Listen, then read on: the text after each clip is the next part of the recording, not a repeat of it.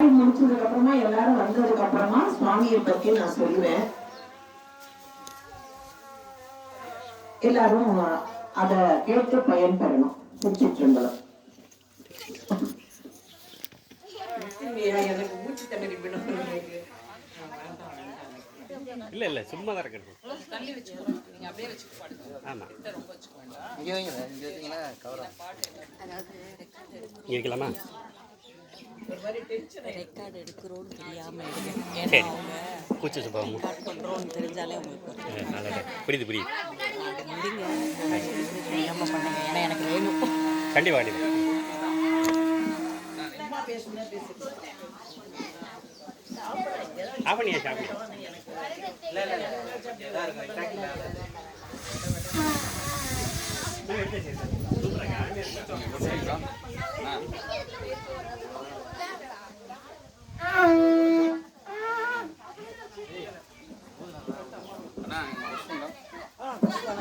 திருச்சிற்றம்பலம். சுவாமியை பத்தி நமக்கு ஒண்ணுமே தெரியாது இல்லையா? சுவாமியை பத்தி நமக்கு ஒண்ணுமே தெரியாது. ஆனா சிவபெருமான் தான் முழு முதற் கடவுள் அப்படின்னு சாஸ்திரங்கள்ல சொல்லப்படுறது, வேதங்கள்ல சொல்லப்பட்டிருக்கு. சுவாமியாலதான் இந்த உலகமே இயங்கிறது. அதனால நம்ம நித்திய சிவ வழிபாடு பண்ணணுங்கிறது நமக்கு ஒரு கட்டாயமா இருக்கு. ஏன்னாக்கா ஏதோ ஒரு வழியில நம்ம சுவாமியை வணங்கும் போதுதான் நமக்கு ஏதாவது ஒரு மனசு பண்படுறது, மனசுக்கு தோன்றது. இது சுவாமியாலதான் நடக்கிறது, நம்ம பண்ணின பாவத்தினால வந்திருக்கு, ஆனா சுவாமி நம்மளை தீர்த்துருவார் அப்படின்னு அவருடைய சன்னதியில நின்னோம்னாக்க நமக்கு ஒரு அமைதி வருது. அந்த சுவாமியோட சன்னதியில நின்னோம்னா ஒரு அமைதி வருது. அது அவர் பேசவே மாட்டேங்கிறார் இல்லையா? நம்ம எத்தனை கேட்டாலும் ஒன்றும் பதிலே சொல்ல மாட்டேங்கிறார். அதுதான் ஒரு இறைத்தன்மைங்கிறது. நம்ம யார் எவ்வளவு பேசினாலும் நமக்கு தெரிஞ்சதை மட்டும் சொல்லணும், தெரியாதவங்க சொல்லலாம்னு வச்சுக்கோங்களேன். பேசாம அமைதியா இருக்கணும். அந்த இடத்துல கோபம் வரக்கூடாது. அந்த கோபம் வராத இருக்கிற அமைதி தான் இறைவன் நம்மள்கிட்ட இருக்காங்கிறத காட்டி கொடுக்கும். அதனால எல்லாரும் தினைக்கும் நிச்சயம் சிவ வழிபாடு பண்ணணும். நமக்கு இந்த சிவ வழிபாடு பண்றதுக்கு நமக்கு தெரியாது இல்லையா? நம்ம என்ன பண்ணணும்? சாமி வராருன்னு வச்சுக்கோங்களேன். நம்மளால திடீர்னு இப்ப இங்க நிக்கிறார் சுவாமி, பெருசா வானத்துக்கு பூமிக்கு நிக்கிறார். உங்கள்கிட்ட என்ன வேணும்னு கேட்டாருன்னா நீங்க என்ன சொல்லுவீங்க? நீங்க எல்லாரும் என்ன சொல்றீங்க? உடல் நலம் சரியா இருக்கணும்னு சொல்வீங்க. நீங்க என்ன சொல்வீங்க? அப்படின்னு சொல்வீங்க. நீங்க சும்மா எல்லாரும் கேட்கறது சுவாமி வந்தா யாருக்கும் பாகுபாடு கிடையாது இல்லையா? சுவாமி யாருக்கிட்டையும் இவன் பணம் இருக்கிறவன், அவன் பணம் இல்லாதவன், இவன் உயர்ந்தவன், அவன் தாழ்ந்தவன், இவன் வயல்ல வேலை செய்யறான், இவன் ஆபீஸ்ல வேலை செய்யறான், அந்த மாதிரி எல்லாம் ஒன்றும் பாகுபாடே கிடையாது. சுவாமி வந்தாருன்னா எல்லாருக்கிட்டையும் ஒரே மாதிரி இருப்பார். அதனால கேட்பாரு என்ன வேணும்னு. அவரை நீங்களே பாத்துக்கணும்னு சொல்லிடுறீங்க. நீங்க ஒன்னும் பொறுப்பை எடுத்துக்க மாட்டீங்க. ஏன் பொறுப்பு எடுத்துக்கணும்? பொறுப்பு எடுத்துக்கணும். பொறுப்பை நான் உன்னை பாத்துக்கிறேன், நீ எனக்கு துணைக்குதுன்னு சொல்லணும். புரியுதா? அதுதான் சாமிகிட்ட நம்ம சொல்றது. ஏன்னா சாமியை நம்மளால பாத்துக்கவே முடியாது. சாமிக்கு யாருமே பாதுகாப்பு கிடையாது. அவன் தான் பாதுகாப்பு. இத்தனை நாள் அவர் எங்க இருந்தாரு, இப்ப எப்படி இருந்திருக்காரு இல்லையா? அதனால சாமியை பாதுகாக்கிறதுங்கிறது நம்மளால முடியாத காரியம். ஆனா பாதுகாக்கிறோம் இல்லையா? நான் பாதுகாக்கணும். ஏன் பாதுகாக்கணும்னாக்கா அவர் துணைக்கு இருப்பார், அப்ப நம்ம பாதுகாப்போம்.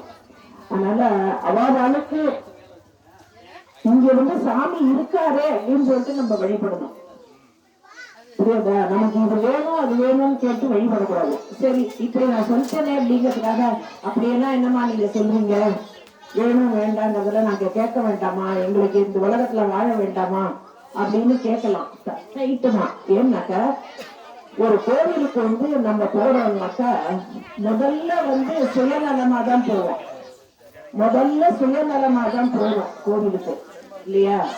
எனக்கு வந்து எனக்கு குழந்தை பிறக்கணும், எனக்கு வந்து நல்ல நிறைய செல்வம் வரணும், என் குழந்தைக்கு உடம்பு எல்லாம் சரியா போகணும், எனக்கு வந்து எங்க அம்மா அப்பா உடம்பு நல்லா இருக்கணும், மாமியார் மாமனார் உடம்பு நல்லா இருக்கணும், இப்படி வந்து நம்ம வந்து கேட்போம், இல்லையா? அப்ப என்ன சுயநலமா தான் நம்ம போய் சாமிகிட்ட போய் முதல்ல வழிபடுவோம். சாமிகிட்ட எப்போதுமே சுயநலம் தான் முதல்ல நமக்கு வரும். ஏன்னா நமக்கு தெரியாது. அதனால நம்ம சுயநலமா போய் வழிபடுவோம். அப்ப நம்ம சாமிகிட்ட சுயநலமா வழிபடும் போது கொஞ்ச நாள் ஆச்சுன்னு வச்சுக்கோங்களேன், நமக்கு அந்த காரியங்கள்லாம் ஒரு மாதிரி மனசு ரிலாக்ஸா எடுக்குன்னு வச்சுக்கோங்க. அப்ப வந்து அக்கம் பக்கத்துலயே நல்லா இருக்கணுமே, நம்ம அக்கா தங்கைகள் எல்லாம் நல்லா இருக்கணும், நம்ம சொந்தக்காரங்கள்லாம் நல்லா இருக்கணும், பக்கத்து வீட்டுக்காரங்க எல்லாம் நல்லா இருக்கணும். இந்த எண்ணம் வரும்போது பொது நலன்னு சொல்றது என்ன, பொது நலன் கருதி நம்ம வருவோம். பொது எல்லாருக்காகவும் வேண்டிப்போம். அது மாதிரி ஒரு பக்தி, அது மாதிரி ஒரு பக்தி, ஒரு விதமான பக்தி பொது நலனை கருதி பண்ணுவோம். கடைசியா ஒரு பக்தி என்னன்னாக்கா சாமிய வந்து சாமிக்காக வழிபடுறது. இவர் இங்க இருக்காரு, இவர் நமக்கு கிடைச்சிட்டாரு, இவருக்கு சாப்பாடு வேணுமே, அவர் சாப்பிட போறாரா, அவர் சாப்பிடுவாரா? இல்ல இல்ல, ஆனா அவர் சாப்பிடுவார். என்னத்த சாப்பிடுவார் அப்படிங்கறத நம்ம பார்க்க போறோம். நான் சொல்றேன், அவர் வந்து எதையோ சாப்பிடுவார். நம்ம கொடுக்குற இத்தனை பொருள் கொடுக்கறோம் இல்லையா, இவ்வளவும் அவர் வந்து கையை விட்டு சாப்பிடுவாரா? இல்ல, அதெல்லாம் அந்த காலம்லாம் இல்ல. அப்ப ஏதோ ஒண்ணு சாப்பிடுறாரு. என்ன சாப்பிடுறாரு அப்படின்னு பார்க்கும்போது நம்ம வந்து என்ன சொல்றோம், நீங்க வந்து என்ன கொண்டு வந்தீங்க சுவாமிக்கு? பால் தயிர் கொண்டு வந்தீங்க. நீங்க என்ன கொண்டு வந்தீங்க? சும்மா ஏதாவது ஒண்ணு சொல்லுங்க.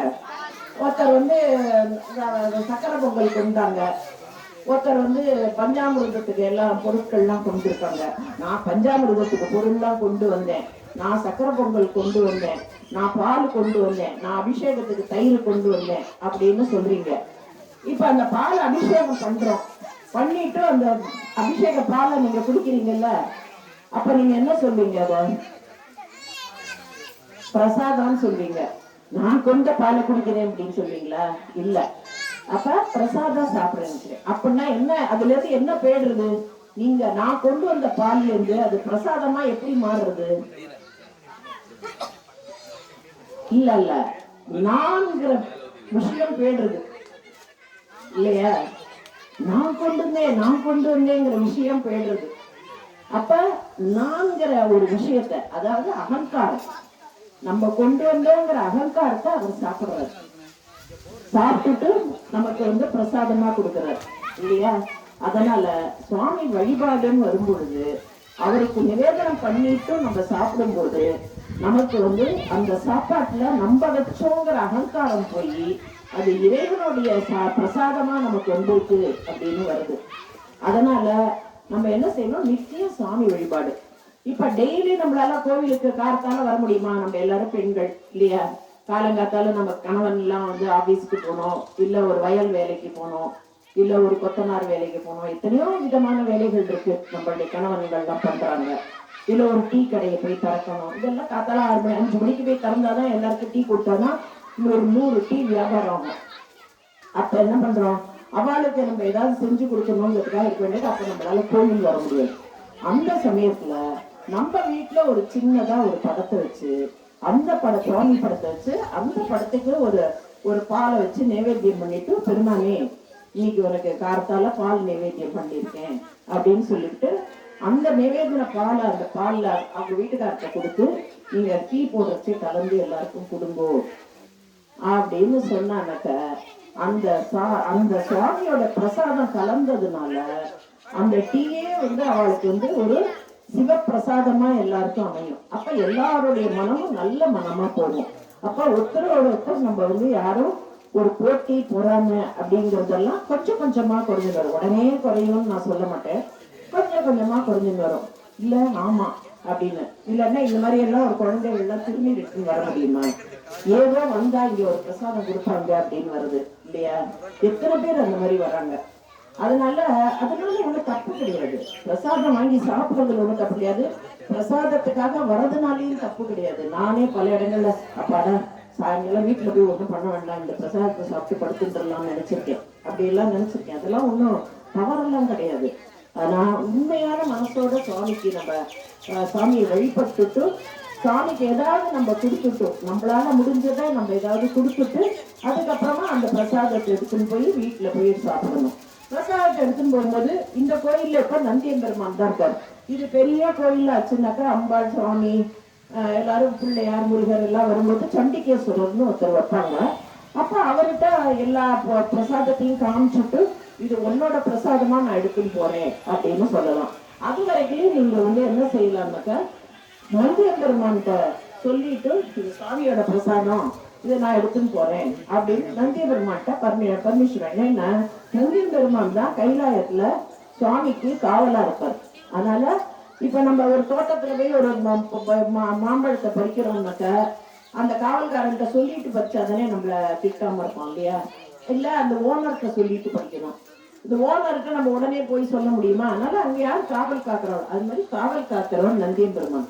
அதனால நந்தியம்பெருமான்கிட்ட சொல்லிட்டு நம்ம பிரசாதத்தை எடுத்துன்னு போனோம். அதனால இப்ப பூஜை ஆரம்பிக்க போறாங்க. சொல்றேன் சொல்றேன்.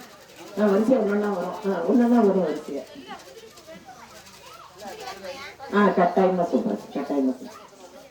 ஐயா நீங்க ஆரம்பிக்கலாம், நீங்க மட்டும் பேச இது பண்ணிட்டு இருக்கலாம். இதுக்காக லேட்டா பாருங்க.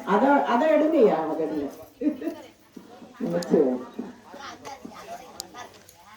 அதனால நம்ம சுவாமி கோயில் பிரசாதத்தை சாப்பிடுறது எந்த விதத்திலையும் தவறு கிடையாது. அதே சமயம் மாதிரி திருநீர் விட்டுக்கொண்டோம் அதே மாதிரிதான். என்னன்னா திருநீர் நல்ல திருநீர் ருத்ராட்சம் போட்டுக்கணுங்கிறது கூட அவசியம் கிடையாது. ருத்ராட்சம் போட்டுக்கிறதுக்கு நிறைய நியமங்கள்லாம் இருக்கு, நிறைய கண்டிஷன்ஸ் எல்லாம் இருக்கு. ஆனா திருநீருக்கு கண்டிஷனே கிடையாது, யார் வேணா எடுத்துக்கலாம். அதனால திருநீர் சாமி கோயில கொடுத்தாங்க உங்களுக்கு வீட்டுக்கு எடுத்துன்னு போகக்கூடாதுங்கிறது திருநீருக்கு எந்த விதமான இதுவும் கிடையாது, கண்டிஷன்ஸ் எல்லாம் கிடையாது. அதே மாதிரி பிரசாதமும் நீங்க வீட்டுக்கு எடுத்துன்னு போய் கொடுக்கலாம்.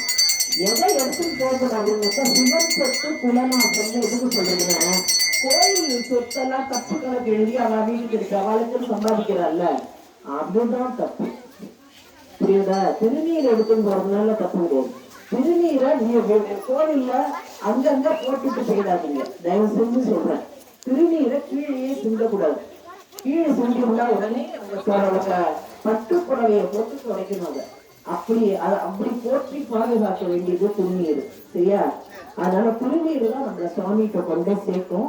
அதனால திருநீரை எல்லாரும், ஏன்னா சுவாமியோடைய முகங்கள் இருந்து தோன்றின அந்த திருநீர் தான் நமக்கு பசுக்கள் அந்த திருநீர் தான் நம்ம பூசிக்கிறோம். அதனால நம்மளுடைய நான்கு அகங்காரத்தை, இது என்னோடங்கிற அகங்காரத்தை கொள்ளியணும்னாக்க நல்ல திருநீர் எல்லாரும் எடுத்துக்கணும், சரியா?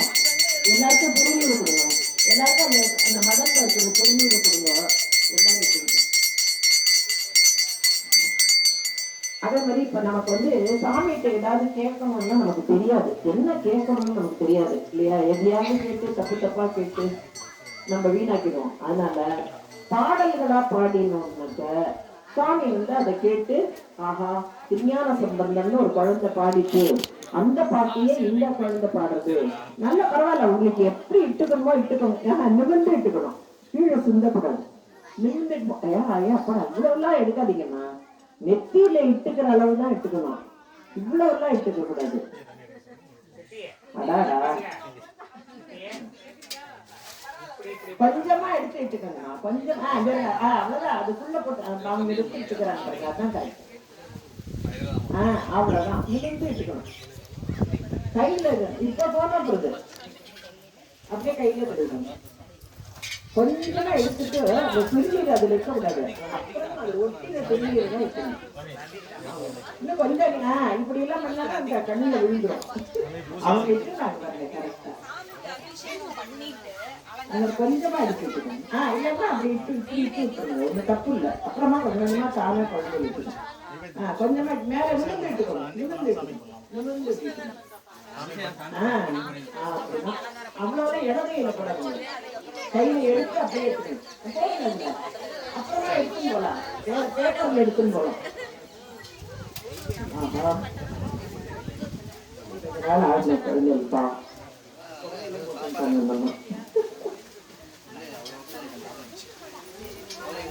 தெரியாது. சரிப்பா ஒத்துக்கணும், சுவாமி இருக்காரு இல்லையா?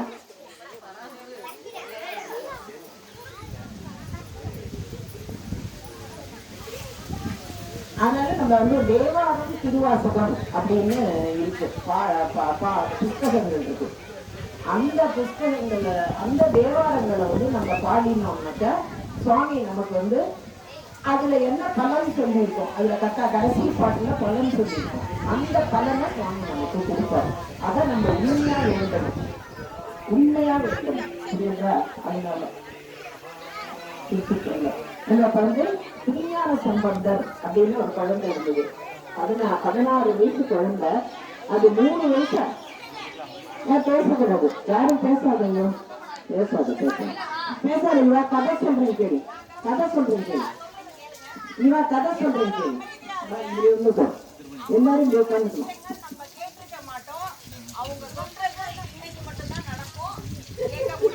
அதனால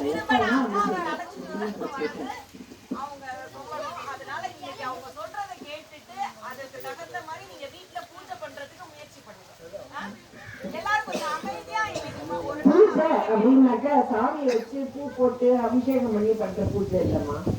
சுவாமியை நினைச்சு பாடுறதே பூஜை தான், புரியுதா? சுவாமியை நினைச்சு பாடுறதே பூஜை தான். அதனால பாடுறதுக்கு இங்க ஆள்லாம் இல்லையா இருக்காங்கன்னா ஒரு வாரம் வருஷம் கூட சொல்லியிருக்கலாம், ஒன்றும் பிரச்சனை இல்லை. அதனால பெண்கள் கொஞ்சம் பெரிய பெண்கள் பொதுவா நம பார்வதிபதையே தென்னாடுடைய சிவமே போற்றி,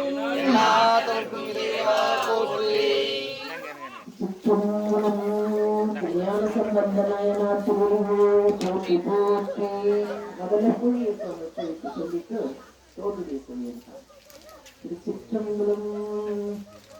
ஐயா இன்னும் கொஞ்சம் இருக்கடுங்க.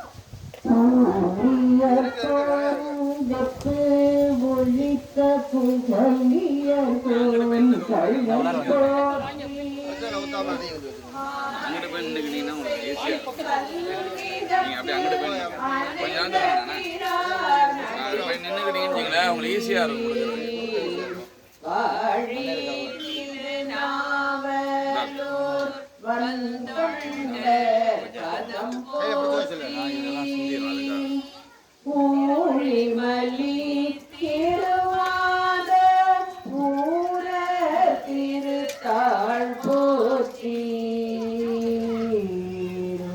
திருச்சிற்றம்பலம்.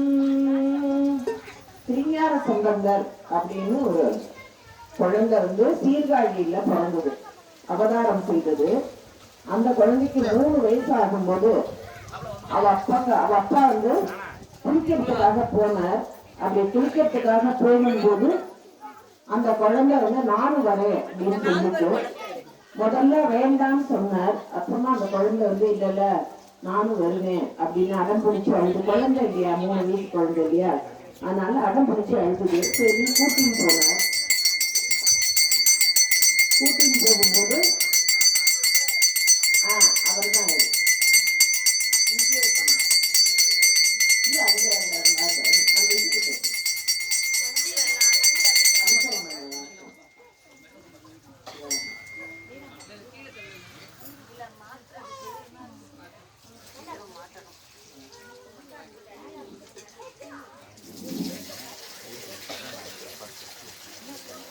அவர் வந்து கூட போனாரு. அப்பா கூட்டின்னு போனாரு. அவரை குளிப்பாட்டி நல்ல திருநீர் விட்டு குழந்தைய கரையில உட்காந்து வச்சாரு. 3 வயசு குழந்தை, வெட்டி கூட போட்டுக்கு தெரியல அந்த குழந்தைக்கு. அது போட்டு உட்காந்துருக்கு கரையில. அப்பா என்ன பண்ணார், குளிக்கணும். அவர் குளிச்சு மொழியை எழுந்திருக்கும்போது குழந்தை பயந்துடக்கூடாது இல்லையா, அதனால உனக்கு பயமா இருந்ததுனாக்கா அங்க ஒரு கோவில் கோபுரம் இருக்கு இல்லையா, அதை பாரு, அதை பார்த்தானா உனக்கு பயமே இருக்காது அப்படின்னு சொல்றாரு. உடனே அந்த குழந்தை சரின்னு உட்காந்துட்டு அவர் குளிக்க போறாரு. இது இல்ல அப்பாவை காணுமே அப்படின்னு சொல்லிட்டு அம்மா அப்பா அப்படின்னு அந்த கோபுரத்தை பார்த்து அகருது. அப்படி அழுத ஒன்னையும் உடனே சாமி வந்துடுது. சாமி குஷபவாகனத்துல வந்து அந்த சுவாமி அவருக்கு வந்து பால் கொடுக்குறார். பால் குடிச்ச உடனேயும் 3 வயசுல அந்த பாலை குடிச்ச உடனேயும் அந்த குழந்தை பாட்டு பாடுறது. அது அப்பா அங்கேருந்து வரா, நம்ம யார் கொடுத்த பாலை குடிச்சா அப்படின்னு கோச்சுக்கிற மாதிரி, சும்மா கோச்சுக்கிற மாதிரி ஒரு குச்சியை சின்ன குச்சியை வச்சு ஓச்சரா ஓச்சும் போது இந்த அதெல்லாம் கொடுத்தாரு அப்படின்னு சொல்லி சுவாமி காமிக்கிறது பாடுறது.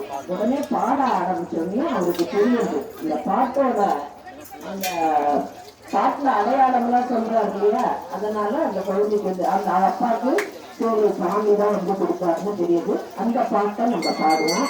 நான் பாடுற ஒரு முதல்களுக்கு நீங்க கேளுங்க, அப்புறமா கொஞ்சம் கொஞ்சமா கத்துங்க பாடலாம்.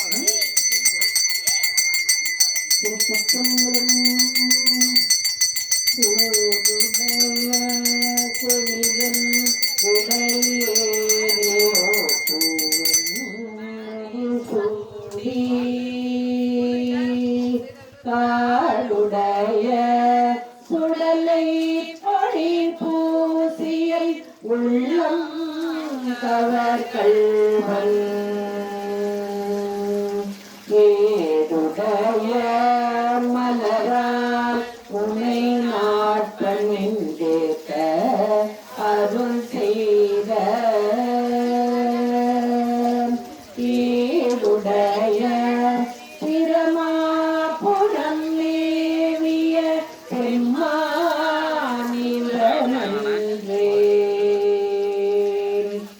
அருளிய மறைவல்ல முனியதன் பொய்கை அலர்மேய பெருநெறிய பிரமாபுரம் மேவிய பெம்மான் இவன் தன்னே ஒரு நெறிய மனதை துணர் ஞான சம்பந்தன் உரை செய்த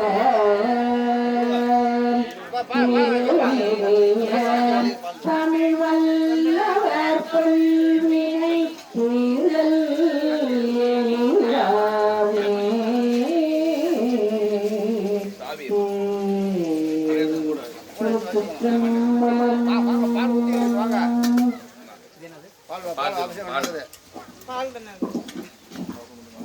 ஒரு நிமிஷம் பால் வந்துட்டே இருக்கு, பொறுமையாக போடுங்க. இல்லை நந்தைக்கு என்ன பண்ணுவாங்க? வரட்டும் ஏன் முடியட்டும் இருக்கு சொல்ல சொன்னாங்க. நான் இதில் சாவி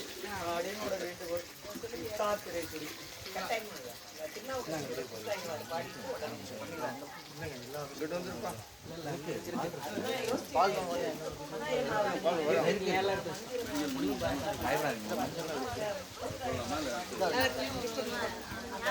பட்டு சேர்த்து கொடுப்பாரு. சின்னதா அவங்கள்ட்ட கொடுப்பாரு.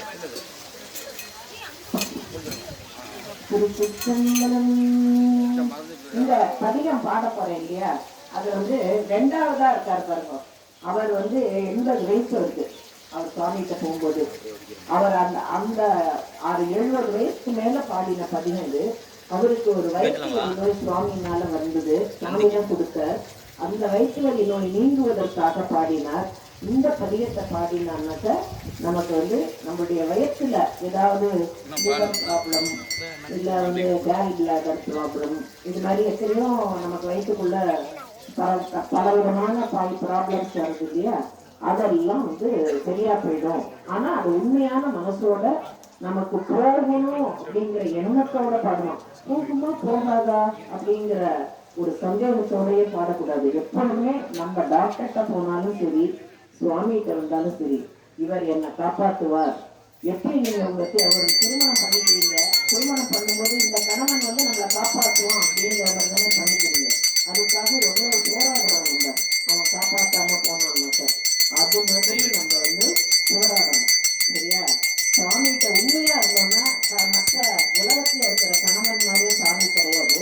அதனால அவர் நம்மளை காப்பாற்றுவார். நம்பினா நம்மளை காப்பாற்றுவார். மூட ஊத்திக்கா. புரிஞ்சுக்கோங்க. இந்தப்பா பால் பால்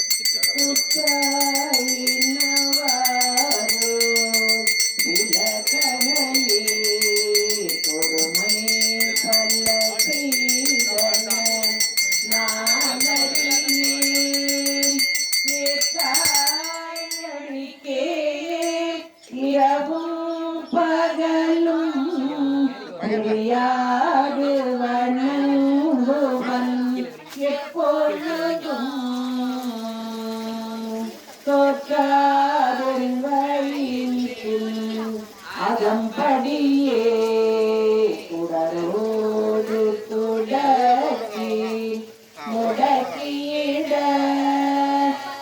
ஆத்தேன் அடியேன் அடிகை கெடில வீரத்தான துறை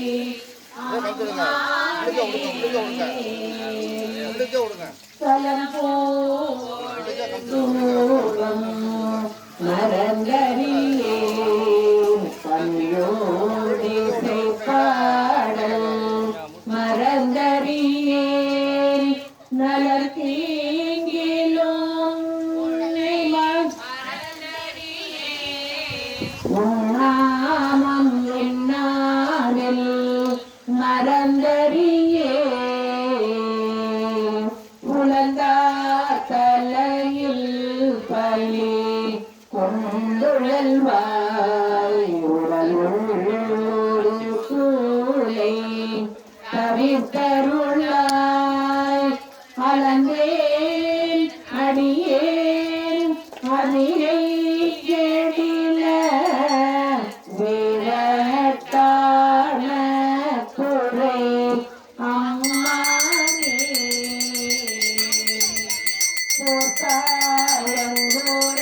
போத்தாயங்கோராலையில் ஏறுரித்தோள் புறங்காடரங்கானடம் ஆடவல்லாய் ஆத்தான் அரக்கன் தன்னை மால்வரைக்கு வளர்த்தேத்தரு செய்த அது கருதாய் வேட்டும் புரண்டும் எழுந்தும் எழுந்தும் எந்தேதனையான விளக்கியிடாய் ஆத்தார் அதிலே கெடில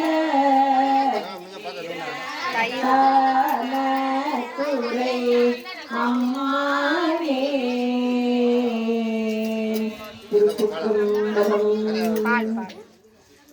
அடுத்தது மூணாவதாக அவர் பேர் நம்பி ஆரூரர் அப்படின்னு பேரு. சுந்தரர்னு எல்லாரும் சொல்லுவாங்க. ஆனா அவருடைய பெயர் வந்து நம்பி ஆரூரர் அப்படிங்கிறது. அவர் வந்து நம்ம இந்த உலகத்துக்கு வந்து தேவாரம் திருவாசகம் அடியார்கள் இவாளை பத்தி எல்லாம் சொல்றதுக்காக வந்தவர். கீழே இறங்கி கைலாயத்துல சுவாமி கிட்டக்க இருந்தவர். அவர் வந்து அந்த எல்லாருக்கும் அந்த ஆன்மாக்களுக்கெல்லாம் தெரிவிக்கிறதுக்காக வந்தவர். அவரை வந்து சுவாமி வந்து தடுத்தாட்கொள்றார். அதாவது அவருக்கு வந்து 2 பெண்கள்னால வந்தார். அதெல்லாம் அப்புறமா நம்ம நிறைய விரிவா பார்க்கலாம். 2 பெண்கள்னால அவர் வந்தார் கைலாயத்திலிருந்து. அந்த பெண்களை தான் திருமணம் செஞ்சுக்கணும் அப்படின்னு சுவாமியுடைய கட்டளை. ஆனா அதை விட்டுட்டு அவர் வந்து வேறொரு அவருக்கு தெரியாது. அதனால அவர் இந்த உலகத்துல இருக்கிற மையல் மானுடமாக மயங்கி அவர் அப்பா அம்மா ஒரு பொண்ணை அவருக்கு திருமணத்துக்கு ஏற்பாடு பண்ணும் போது அந்த திருமணத்தை தடுத்து அவர் வந்து சுவாமி அவரை ஆட்கொண்டு அதுக்கப்புறமா அவர் வந்து பாட சொல்றார். அப்ப வந்து அவர் வந்து பித்தா அப்படின்னு சொல்றார். அந்த பதியத்தை நம்ம பார்த்தோம். அது முழுக்க பாடிடலாமா? பிறை சூடி பெருமானே அருளாளா பிறை சூடி பெருமானே அருளாளா எத்தாய்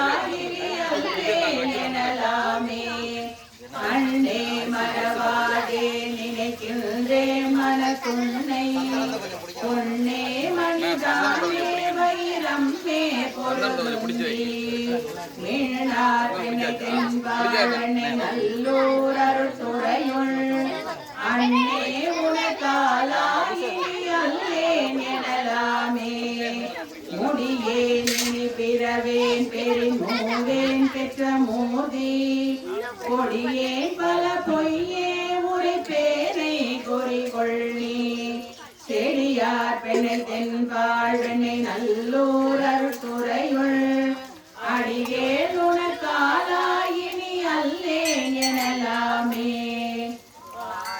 பணிவார்கள் பெரும் பண்டம் அது பணியாய் ஆதன் பொருளானே அறிவில்லேன் அருளாளா சாரார் பெண்ணை தென்பாள் என்னை நல்லூர் அருள்துறையுள் ஆதி குணத்தாராயினி அல்லேன் எனலாமே கருணாமதி சூடி தழல் போலும் திருமேனி என்னார் புறமூன்றும் மெறி உள்ள நகை செய்தாய் மன்னார் பெண்ணை தென்பாள் வெண்ணை நல்லூர் அருள்துறையுள் அண்ணா உனக்காராயினி அல்லேன் எனலாமே ஊனாய் உயிரானாய் உடலானாய் உலகானாய் வானாய் நிலனானாய் கடலானாய் மலையானாய் தேனார் பெண்ணை தென்பாள் வெண்ணை நல்லூர் அருள்துறையுள்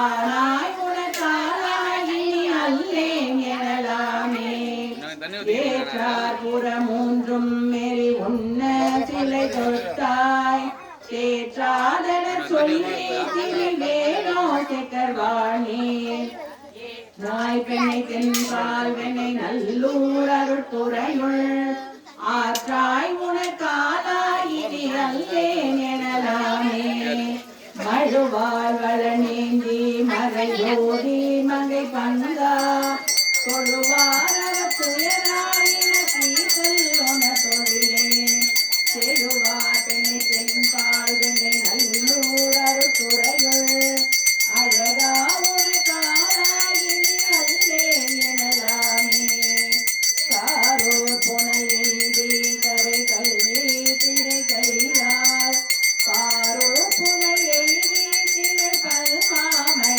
உந்தி சீரோர் பெண்ணை தென்பால் வெண்ணை நல்லூர் அருள்துறையுள் ஆரூரனில் எருமாத்தாள் அல்லேன் எனலாமே திருச்சிற்றம்பலம் போற்றி போற்றி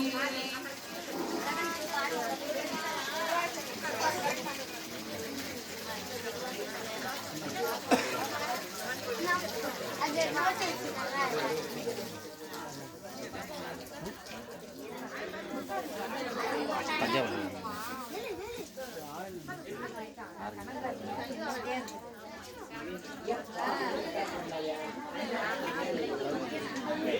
கரும்பு ஜூஸா இது கரும்பு ஜூஸ்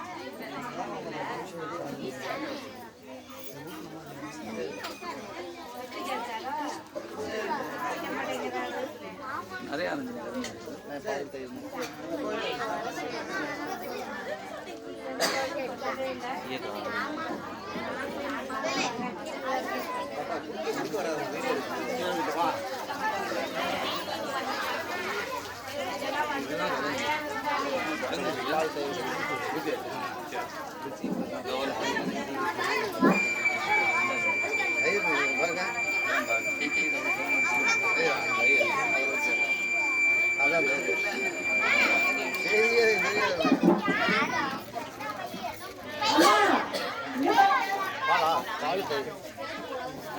தயிர் எல்லாரும் அமைதியா இருக்கமா பாடுறோம். அம்மா நிறைய தகவல்கள் சொல்றாங்க. எல்லாரும் அமைதியா கேளுங்க. வீட்டுல போய் பேசிக்கலாம்.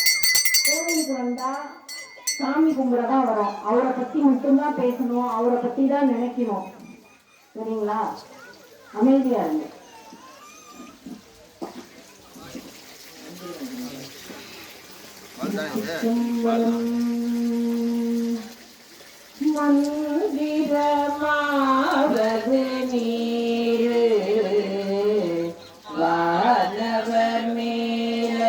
நீரு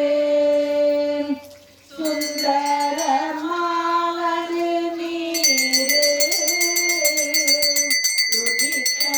துதிக்கப்படுவது நீரு சந்திரமாவது நீரு சமயத்தில் உள்ளது நீரு செந்தூரமாயோமை பங்கன் திரு ஆலவாயான் திருநீரே வேதத்தில் உள்ளது நீரு துயர் தீர்ப்பது நீரு போதம் தருவது நீரு உன்னை தவிர்ப்பது நீரு போக தகுவது நீரு உண்மையில் உள்ளது நீரு சீத புனல்மயல் சூழ்ந்த திரு ஆலவாயான் திருநீரே முத்தி தருவது நீரு சத்தியமாவது நீரு தக்கோர் புகழ்வது நீரு பக்தி தருவது நீரு பரவயிலியது நீரு சித்தி தருவது நீரு திரு ஆலவாயான் திருநீரே காண இனியது நீரு கவினை தருவது நீரு பெருமை கொடுப்பது நீரு மானம் தருவது நீரு மதியை தருவது நீரு தேனம் தருவது நீரு திரு ஆலவாயான் திருநீரே பூசையிலியது நீரு புண்ணியமாவது நீரு தேச இனியது நீரு பெருந்தவத்தோர்களுக்கெல்லாம் ஆசை கெடுப்பது நீரு அந்தமதாவது நீரு தேசம் புகழ்வது நீரு திரு ஆலவாயான் திருநீரே நீரு அவலம் மறுப்பது நீரு வருத்தம் தணிப்பது நீரு வாரம் அளிப்பது நீரு பொருத்தமதாவது நீரு புண்ணிய பூசுந்த நீரு இருத்தகு மாளிகை சூழ்ந்த திரு ஆலவாயான் திருநீரே எய்லது அட்டது நீரு இருமைக்கும் உள்ளது நீரு பாகியமாவது நீரு துயிலை தடுப்பது நீரு சுத்தமதாவது நீரு அயிலை பொலிவரு சூழத்து ஆலவாயா திருநீரே ராவணன் மேலது நீரு என்ன தகுவது நீரு பரவணமாவது நீரு பாவம் மறுப்பது நீரு தராவணமாவது நீரு தத்துவமாவது நீரு அரவணங்கும் திருமேனி ஆலவாயான் திருநீரே மாலோடையன் அறியாத கண்ணம் உள்ளது நீரு மெய்யது வெண்கொடி நீரு ஏல உடம்பிடர் தீர்க்கும் இன்பம் தருவது நீரு ஆலமதுண்டமிடற்றன் ஆலவாயான் திருநீரே புள்ளிகை கையர்களோடு காக்கிய கூட்டமும் கூட கண்கிகை பிற்பது நீரு கருத இனியது நீரு என் திசைப்பட்ட பொருளா தரையது நீர்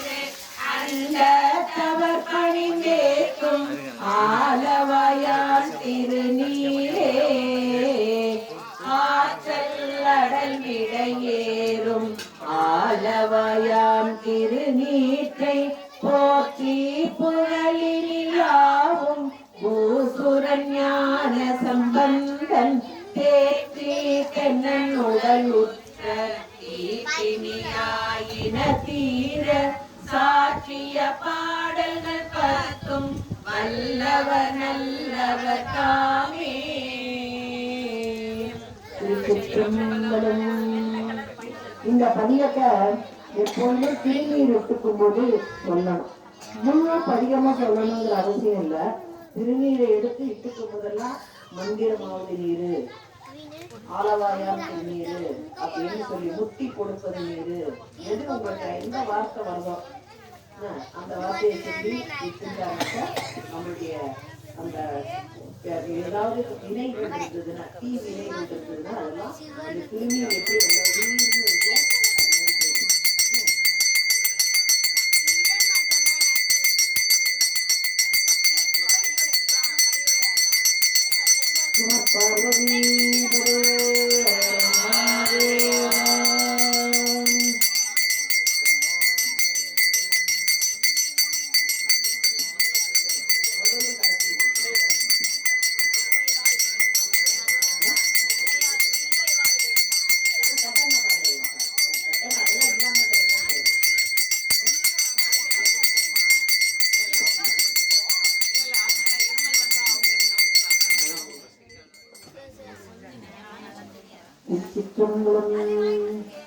துஞ்சலும் துஞ்சல் இல்லாத போதிலும் நெஞ்சகம் வைந்து இணை மின்னாள் வரும் வந்ததமற்ற அணி வாழ்த்த வந்த கூற்று அஞ்சமுதை தன அஞ்செழுத்துமே நற்றமிழ் ஞான சம்பந்தன் நான்மறை கற்றவன் காழியர் மன்னன் உள்விய அற்றமிழ் மாலை ஈரையும் மண்ணெழுத்து உற்றனவல்லவர் உம்பரே.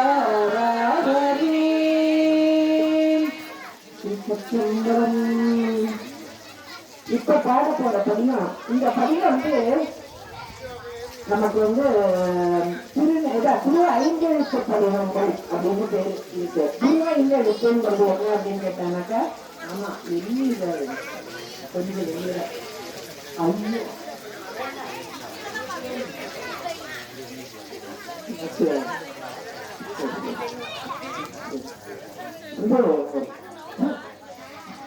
குடிக்கிற மாதிரி இருக்குங்க.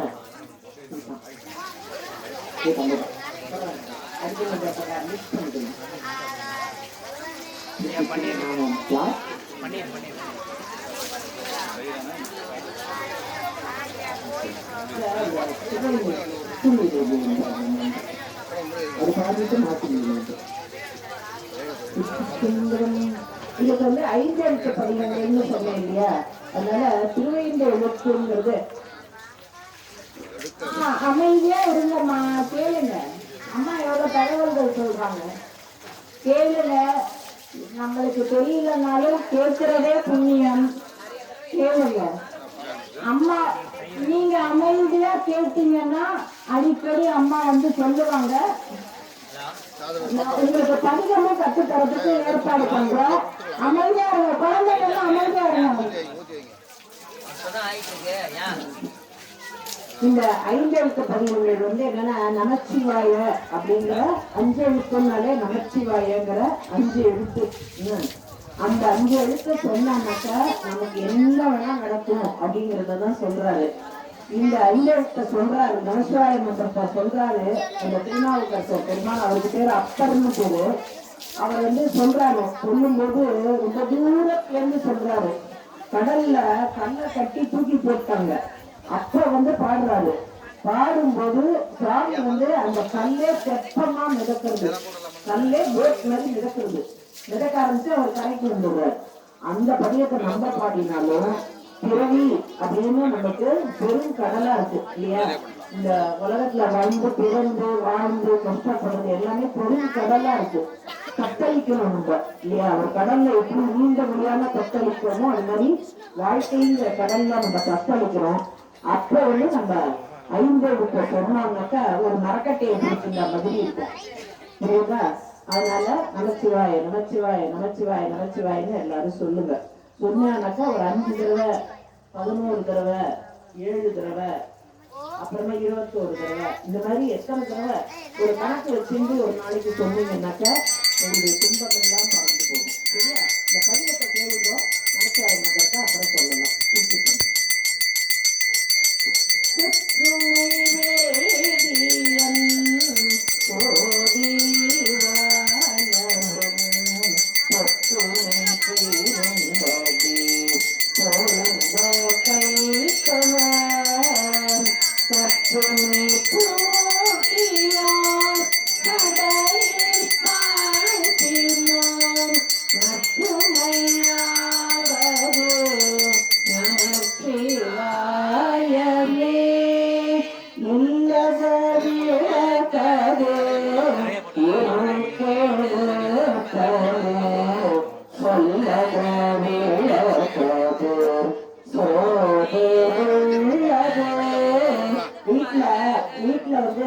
சாயங்காலம் விளக்கேற்றோம் இல்லையா?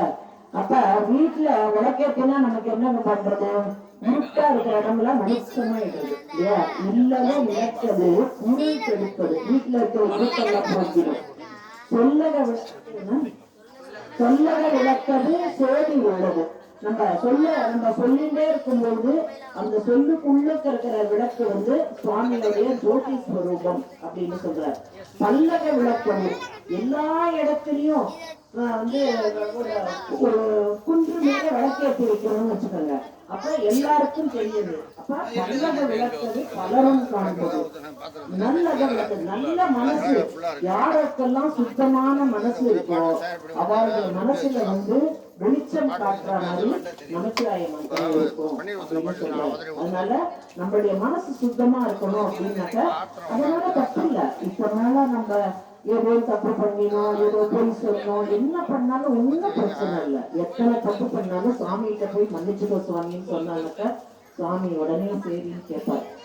நம்ம அப்பா அம்மா மாதிரியோ நம்ம குழந்தைகள் மாதிரியோ பக்கத்து வீட்டுக்காரங்க மாதிரியோ சாமி கிடையாது.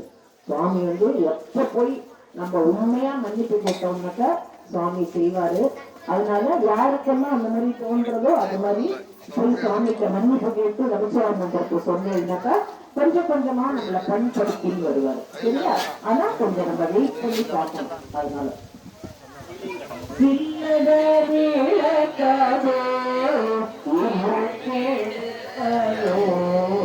சொல்லத விளக்கது சோதியுள்ளது பல்லக விளக்கது பலரும் காண்பது நல்லத விளக்கது நமச்சிவாயவே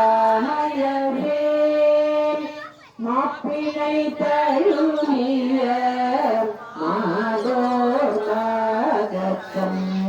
பூப்பினை இருந்தடி பொருந்த கை தொழ மாப்பிளை தழுவிய நமச்சிவாய பத்து எத்தவல்லா தனக்கு இடுக்கம் இல்லையே.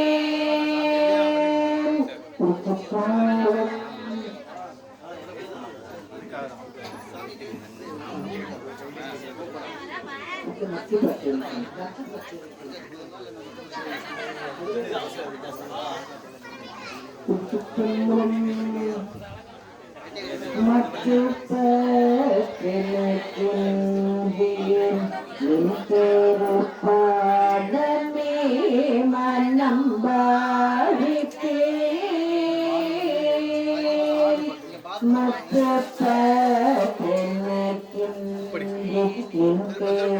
பாதமே மனம் பாடித்தே பெற்றலோ பிறந்தே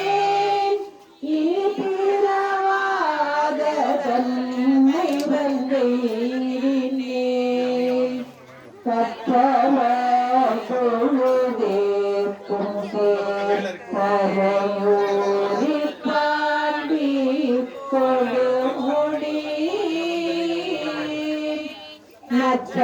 நச்சவாமுனை நமரகினோ சொல்லும் நமச்சிவாயவே நச்சவாமுனை நமரகினோ சொல்லும்